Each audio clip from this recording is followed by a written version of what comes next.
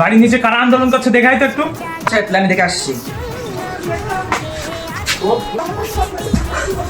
প্রধান সাহেব ফাঁকায় জনগণ খেপে গেছে, আন্দোলন করছে, সাথে চলে আপনি হেঁটে গেছে। ভোটে জিতলাম এখন 1 বছর হলো না, এর মধ্যে কারা আন্দোলন করছে চলো তো দেখে আসে।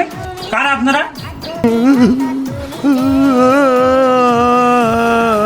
কারা মানে? আমরাই তো আপনাকে ভোট দিয়ে জিতলাম। ও তাহলে আপনারাই আমাকে ভোট দিয়ে জিতেছেন। তো বলেন আপনাদের কি দরকার? আপনি ভোটে যেতে সময় বললেন যদি আপনি ভোটে যেতেন তাহলে গ্রামের উন্নয়ন করবে। তা আপনি তো ভোটে যেতে 2 বছর হয়ে গেল, এখনো তো উন্নয়নের ছিটে ফোটাও বললেন আমাদের গ্রামে। আমি গ্রামের উন্নয়নটা করবো কি করে? আমি এখন এই বাঁশের গ্রিল লাগিয়ে এখন থাকি, এখন এই ঘরটা প্লাস্টার করতে পারি, তাহলে আমি গ্রামের উন্নয়ন কি করে করবো? উন্নয়ন হয়নি মানে? আপনি যখন ভোটে দাঁড়িয়েছিলেন তখন আপনার কুড়ে ঘর ছিল, সেই ঘরে ছাগল থাকে। আপনি ওখান থেকে এত বড় যে একটা অট্টালিকা করলেন, এটা উন্নয়ন না? আপনি কি বলতে চাচ্ছেন এটা উন্নয়ন না? আমরা কই চাই প্রধান সাহেব, প্রধান সাহেব। ঠিক আছে তাহলে আমি একটা মিটিং করে আপনাকে ডাকছি, এখানে আন্দোলন করো না এখন।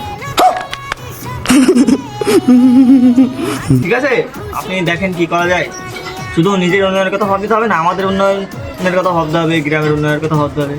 বিশেষ করে আমার सर क्या बात है सर, क्या बात, ये बात না না আমার না, গ্রামের উন্নয়নের কথা ভাবতে হবে।